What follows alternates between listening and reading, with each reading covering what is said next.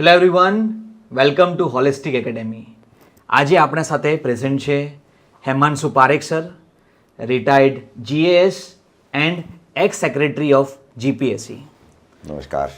Sir, ઇન્ટરવ્યૂમાં honesty એટલે yes it is very important. એટલે ઇન્ટરવ્યૂમાં શું છે કે જો ઘણા લોકો શું છે કે પહેલેથી સ્ક્રિપ્ટ તૈયાર કરીને જ લાવતા હોય છે, એને એમ કે આ સ્ક્રિપ્ટ છે ને મારે આમ જ બોલવું. આમાં તમે જો સ્ક્રિપ્ટ તૈયાર કરીને ગયા તો તમે 100% એની અંદર તમે ટ્રેપમાં આવી જશો.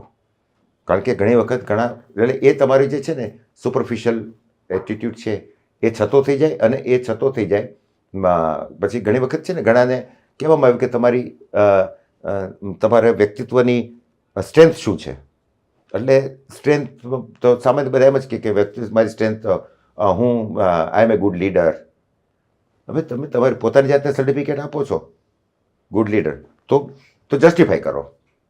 પછી લીડરશિપ માટેના તમને કેટલીક બાબતો પૂછશે અને એક પણ ન આવડે તો કે આ તમારે લીડરશિપનું જે બેઝિક બાબતો છે, એના ફેક્ટર્સ છે, એની તો તમને ખબર નથી ને તમે તમારી જાતને, તો એ એડવર્સ થઈ જાય.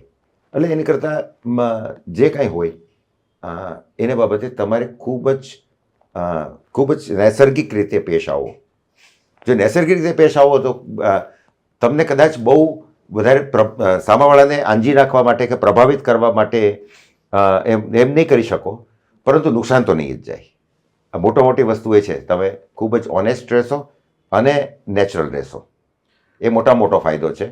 જ્યારે ઘણી વખત બેધારી તલવાર જેવું છે, જો તમે પ્રભાવિત કરવા માટે ક્યારેક કદાચ પણ એ બહુ ઓછું બનતું હોય છે, પણ એની કરતાં નુકસાન જવાના, એટલે તમને એડવર્સ એની ઇફેક્ટ થવાના, કારણ કે પછી તમે વધારે કંઈ નહીં કરી શકો.